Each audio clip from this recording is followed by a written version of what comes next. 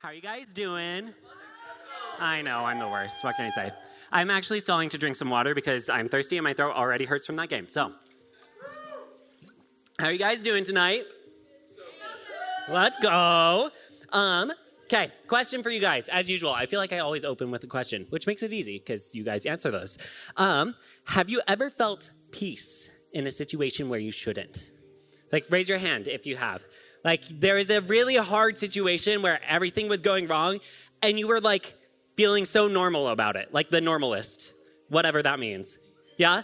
I have experienced that a lot, too, and that's what I want to talk about tonight, because there's actually a trick to getting to have that peace all the time. Short answer, it's Jesus, but put a pin in that. So, we are going to talk about two stories from the Bible, and we're going to compare them because they're two very similar stories. We're going to talk about Jonah, and when he's on the ship and he's running away from God, and then we're going to talk about Jesus and the disciples in the book of Matthew when they're on the boat and there's a storm as well. If you got it, say got it. All right. Do you guys know the story of Jonah? Okay, 2 people know it. That's cool. The story of Jonah is about this guy. His name is Jonah. Crazy, I know. And so Jonah is a prophet. God speaks to Jonah and he says, hey, you got to go to this town called Nineveh. It's the biggest city in the entire world. Like, actually, it was then. And you got to tell them that all of them are stupid for being dumb and slapping each other with fish. Did nobody get that? Nobody got a VeggieTales reference? I'm hurt. Ouch. Thank you. The Jonah story in VeggieTales, the Ninevites all slap each other with fish, and that's the sin that they're committing. Actual Nineveh was a lot worse, but God told Jonah that you got to go tell all of these people that are so fixed in their ways that they're doing it wrong, and you might die for it. That's literally what God told Jonah pretty much. He had told Jonah to go face against the biggest city in the world. And so Jonah, pretty reasonably, I would say, was scared. And so, not as reasonably, he tried running away from God. Don't know what his plan was there, considering God's, like, everywhere. But, he tried his best. He goes onto this boat, and he goes, or sets sail to a super tiny town, like, as far away from Nineveh as he can get.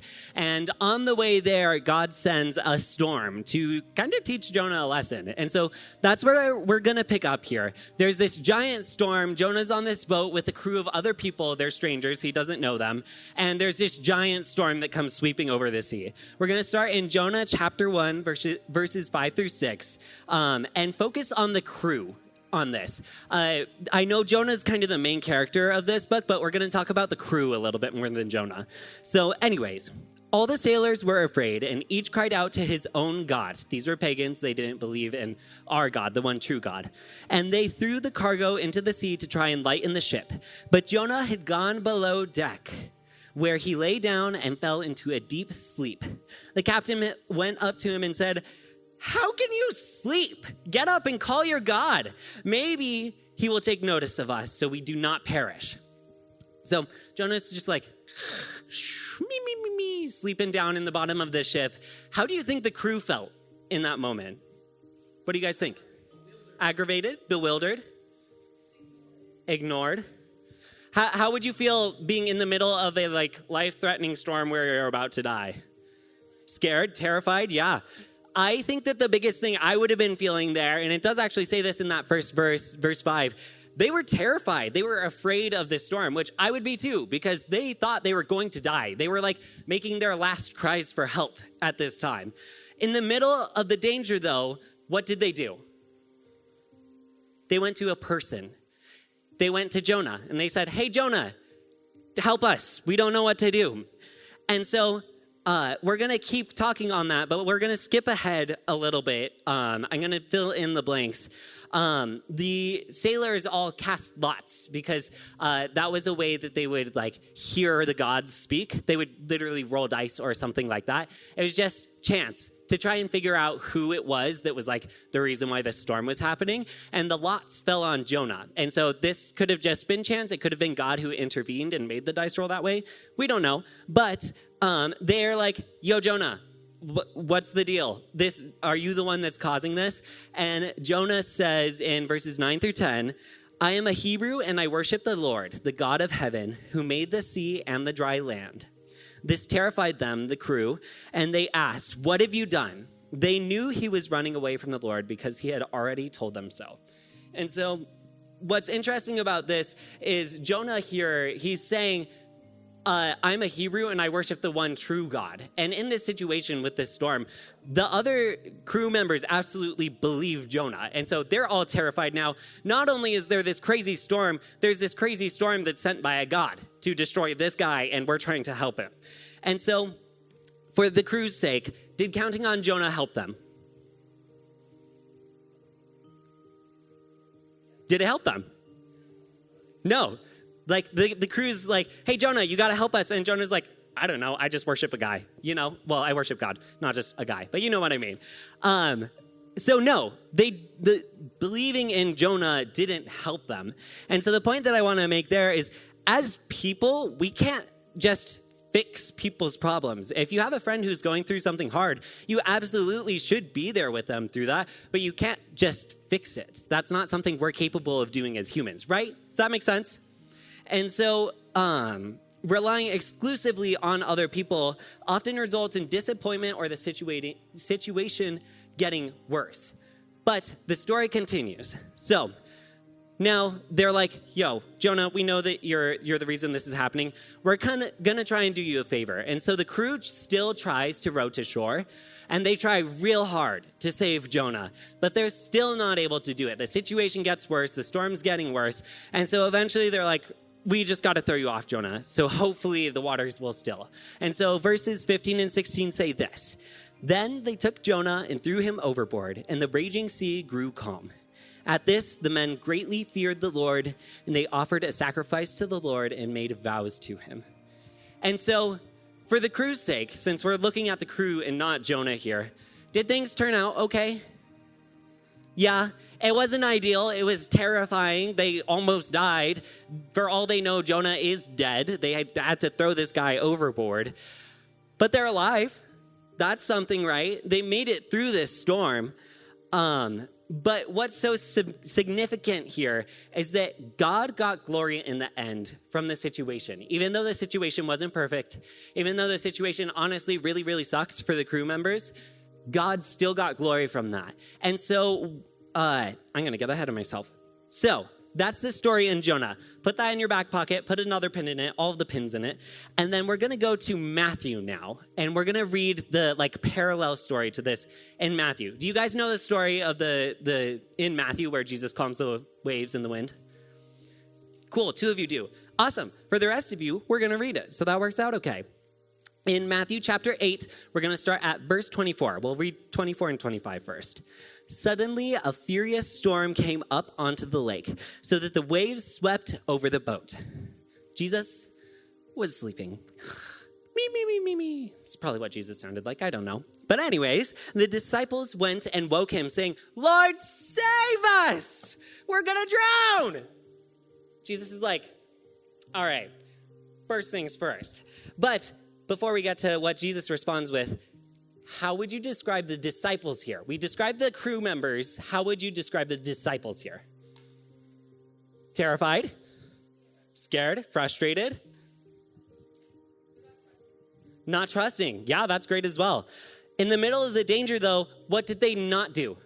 They didn't go to a person. They went to Jesus. And so this is so important for this story and the parallel that it has to the one in Jonah. Verse 26 says, Jesus replied, you of little faith, let me sleep, please. Why are you so afraid? Then he got up, rebuked the wind and the waves, and it was completely calm. Did counting on Jesus help the disciples this time? Yeah, instead of counting on a person, which didn't help them, counting on Jesus sure did. Instantly, everything was calmed. The disciples were also comforted in this moment. It wasn't just, okay, your problem's fixed, all done, and then Jesus left them to still be afraid. No, Jesus told them hey, I got this. Like, I control the wind and the waves. You can chill out. I'll take care of it. Don't worry. I'm here with you. Just relax with me for a minute. And so what's so different is the way it happened in the middle. They were still in a storm, but the disciples here, because they went to Jesus, were comforted instead of terrified. Does that make sense? So then the last verse that I'm going to read from Matthew, verse 27, the men were amazed and asked, "What kind of man is this? Even the winds and the waves obey him." In the end, God got the glory, same as he did in Jonah. God got the glory. This time it was just different because in the storm, the disciples had peace and comfort. So let's compare the two. In our lives, we go through storms. All of us do. Storms of different scales. Some of us through much bigger storms. Some of us through some smaller ones. Some of us through a lot of them. Some through just a few. But all of us experience hardship. And all of us experience it in a way that is so real. No matter how big or small it is compared to somebody else's storm, a storm is a storm. And if you're going to die in a storm, it doesn't matter how big it is. So we all go through storms. But God's will is going to be accomplished no matter what. Both of these stories, even though they weren't quite the same in the middle, the storm ended and God was glorified. So whatever storm you're going through, no matter how big or how difficult it feels to face, God will be glorified through it. The storm will calm at some point. But what you do in the middle changes how you experience that storm. So, what I have written here is that he'll show up in anything to still the waters as long as we believe in him, as long as we trust in him. Romans 8:28 says, "And we know that in all things God works for the good of those who love him, who have been called according to his purpose." What this is saying here is that no matter the storm you're going through, when you rely on God, he'll be there. He will be there and he'll work it for your good. That doesn't mean God's instantly fixing it and bam, storm's over, but it does mean it will end and it will be for your good. It will be for your benefit. So the difference is who you rely on. If you rely on just people, if it's just people, God, don't worry, I got my friends over here, we'll take care of it. If you rely on just people, the storm's going to be terrifying. You're not going to know how to handle it, and it is going to be way more difficult. You're going to make poor choices. The crew, they threw Jonah overboard, and they had to because they didn't have God. They weren't relying on God in that storm. But if we rely on God in this storm, he'll remind us of his strength like Jesus did for the disciples, and he'll comfort you in the storm. He'll be right there with you. He'll remind you, hey, I've got this. It's in my hand. Just be with me, relax with me, and we'll make it through. Still experience it, still grow through it, but there will be so much more peace in it. So that's the trick right there. You will experience storms in life. I guarantee you that. But the question is, who will you wake up?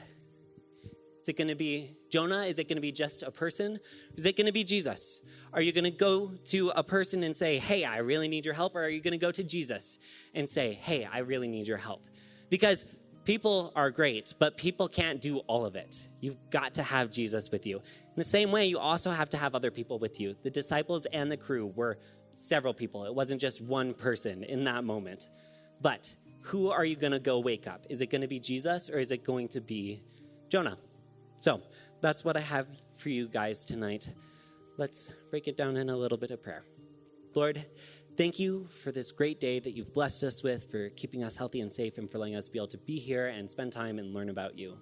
I pray that everything you do through tonight sticks with each of these students and with us leaders as well. That the message that I just shared, but also that the breakout groups would just be so impactful and so life-giving.